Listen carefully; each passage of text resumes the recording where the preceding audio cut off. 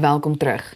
Die skole het al 'n rukkie gelede heropen, terwyl 2000 graad 1 en graad 8 leerdlinge in Gauteng se skole nog geplaas moet word.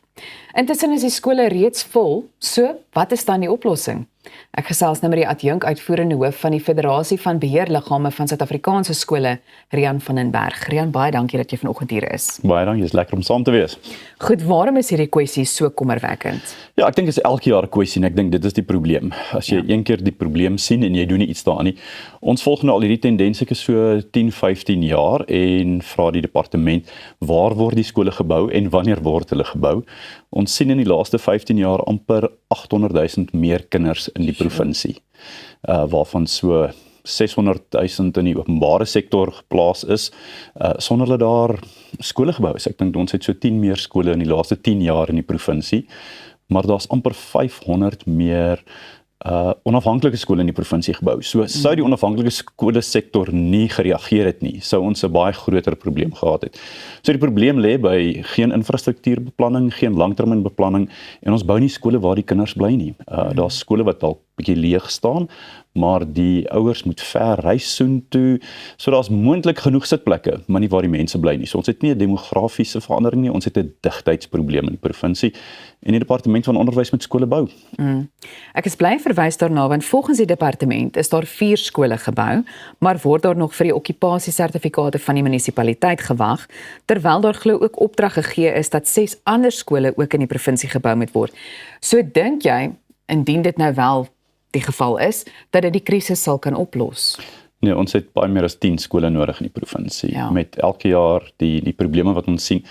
Ek dink wat ons moet doen is om minder net die kollig op die begin van die jaar met plasings te gooi. Daar's reg deur die jaar skole waar daar kinders 40, 45, 50, dalk 60 in 'n klas sit, wat teen die regulasies in die wet is. So ons sien in die begin van die jaar die plasingsprobleem en dan word die storie stil.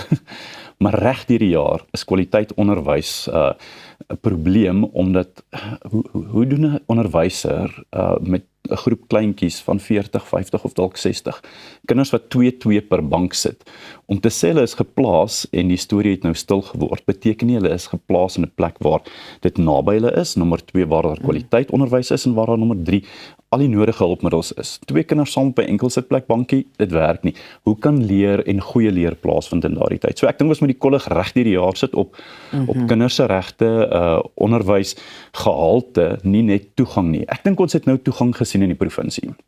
En daar is nie meer 'n probleem van skole wat mense uitsluit en dis meer nie. Almal het toegang tot 'n skool. Nou is daar ten minste sitplekke en ons moet sitplekke bou. Het sy in 'n huidige skool en as die skool vol is, dan moet ons 'n naburige skool bou. Ons het skole baie naby aan mekaar nodig in hierdie provinsie weens die digtheid. Die invloeks en die digtheid van die bevolking. Goed, so hoe kan die departement hierdie krisis beter bestuur? Hoe kan of kon hulle? Want ek weet jy sê bou skole, maar wat anders sal jy byvoeg?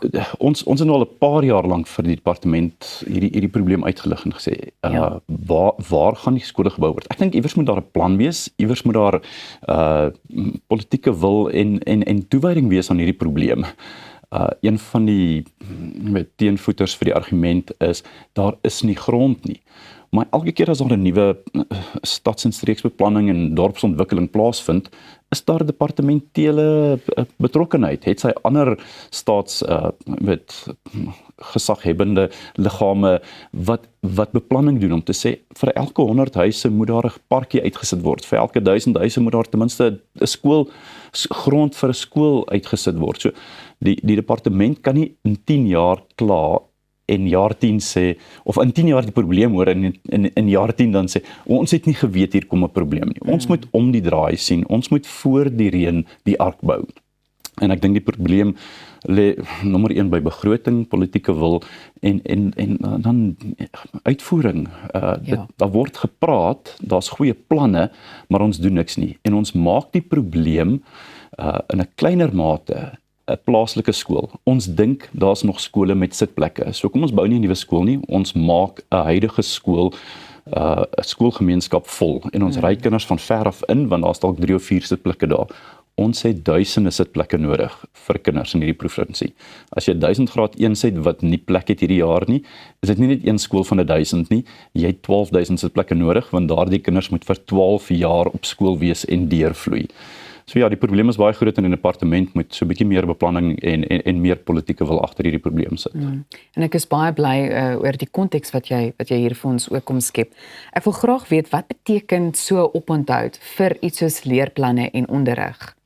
Ja, ek dink dit het verskeie probleme. Nommer 1, as jy aan die einde van Desember nie weet in watter skool jy is nie, het jy nog nie skoolklere nie. Jy het nog nie opgewonde geraak nie. Jy doen nie in graad 8 die graad 8 kamp saam met die groep wat gevestig is nie. So ek dink daar's 'n klomp sosiale probleme om deel te word van 'n skool. As jy daai skool se hemp en das of baadjie aantrek, dan voel jy deel van daai gemeenskap. Nou mis jy dit as jy lê in hierdie afwagtydperk. So ek dink die sosiale deelwees van die graad, deelwees van die skool, deelwees van die identiteit van die skool is 'n probleem.